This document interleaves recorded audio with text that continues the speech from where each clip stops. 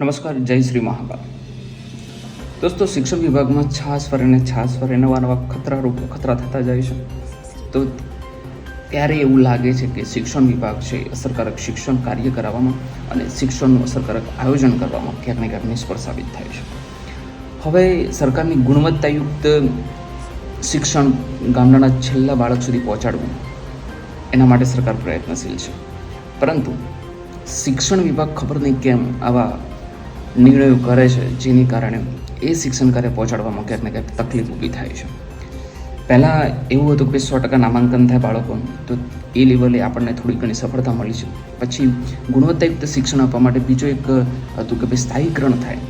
બાળકો શાળામાં આવે તો સ્થાયી રહે, એમનો જે ડ્રોપ આઉટ રેશિયો ઘટે, તો એમાં પણ થોડા ઘણા અંશે આપણને સફળતા મળી છે. અને શિક્ષણ સુધારવા માટે, ગુણવત્તાયુક્ત શિક્ષણ બાળકોને પહોંચાડવા માટે એ કઈ રીતે આપી શકાય, હવે એ સ્ટેજ ઉપર કામ ચાલી રહ્યું છે. તો એની માટે કાયમી શિક્ષક હોવો જરૂરી છે. આપણે બધા જાણીએ છીએ કાયમી શિક્ષક હશે તો અને તો જ ગામડાના છેવાડાના બાળક સુધી ગુણવત્તાયુક્ત શિક્ષણ પહોંચશે. પરંતુ જે શિક્ષણ વિભાગ છે એ નવી નીતિ અપનાવે છે. પહેલાં પ્રવાસી શિક્ષક આવ્યા, પછી જ્ઞાન સહાયક આવ્યા અને નિવૃત્ત કર્મચારીઓને પાછા શિક્ષણ કાર્યમાં જોડવાની વાત કરી, એ પણ કરાર આધારિત.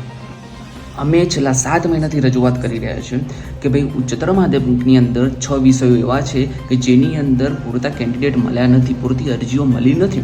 તો એ દરમિયાન શું કરી શકાય? તો શિક્ષણ વિભાગનો 1/8/2024નો GR છે, એની અંદર મુદ્દા નંબર 12 પેરેગ્રાફ નંબર 2ની અંદર સ્પષ્ટપણે ઉલ્લેખ છે કે ભાઈ આવી કોઈ કન્ડિશન પેદા થાય છે, આવી કોઈ પરિસ્થિતિ ક્રિએટ થાય છે, તો એ જે તે વિષયોની અંદર કટ ઓફ ડાઉન કરી અને એ વિષયની ભરતી કરી શકાય છે. આ સ્પષ્ટ ઉલ્લેખ છે. અને આની માટે બીજું કોઈ વધારાનું મહેકમ માગવાની પણ જરૂર નથી. ઓલરેડી જે પહેલાં મહેકમ માગેલું છે એની અંદર જ આ ઘટ છે, તો એ ઘટ પૂરી કરવાની વાત થઈ રહી છે. અમે છેલ્લા 7 મહિનાથી રજૂઆત કરીએ છીએ. લાસ્ટ ટાઈમમાં અમે હમણાં CM સાહેબ સાથે પણ મુલાકાત કરી, તો એમણે પણ સ્પષ્ટપણે એવું કીધું છે અને બહુ હકારાત્મક સાહેબે જવાબ આપ્યો છે. કારણ કે ઓલરેડી GR છે અને GRને લઈને જ ચાલવાનું છે, નવું મહેકમ માગવાનું નથી. બધું જ સીધી લીટીની વસ્તુ છે, આમાં કોઈ અડચણ આવે એવી નથી. અને એનાથી બાળકોને ગુણવત્તાયુક્ત શિક્ષણ મળે એમ છે, ગામડા છેલ્લા બાળક સુધી શિક્ષણ પહોંચે એમ છે.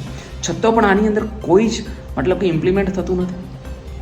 અને આ નવા નિયમો આવે છે અને અંતે પાછળ એની અંદર યુટર્ન લેવો પડે છે. તો અમારી ટાટ ઉમેદવારોની સરકારશ્રીની માનનીય શિક્ષણ વિભાગને એ જ અરજ છે, એ જ વિનંતી છે કે તમે આ બાબતે કંઈક વિચારો, કંઈક સચોટ નિર્ણય લાવો કે તમારી જોડે જોગવાઈ છે, તમારી જોડે GR છે, તમારી જોડે કેન્ડિડેટ છે, સામે જગ્યા ખાલી છે, મહેકમ નવું લેવાનું નથી, મહેકમ તમે પહેલાં મેળવેલું છે, મંજૂરી લીધેલી છે નાના વિભાગ પાસેથી, કશું જ નવું નથી કરવાનું છે. બસ ખાલી GRને ફોલો કરવાનું છે, પણ ક્યાં અડચણ આવે છે ખબર નથી પડતી. અમારી ફરીથી અરજ છે શિક્ષણ વિભાગને, માનનીય સરકારશ્રીને કે આ બાબતે કંઈક ત્વરિત નિર્ણય લાવો. જય હિન્દ, જય ભારત, જય શ્રી મહાકાલ.